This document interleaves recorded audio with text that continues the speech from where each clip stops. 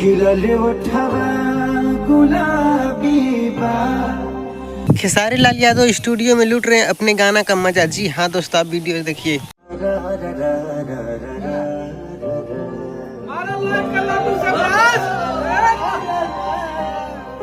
कि खिलले उठवा गुलाबी बा, जुबा पर लागल जाबी बा, पढ़े दारू किताबी बा। कि तोहर चाल नवाबी बा,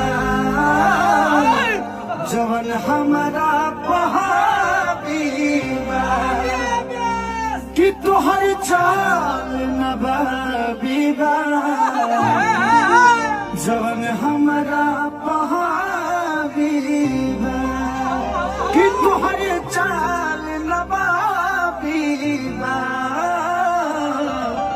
जवन हमारा पहाबी बा।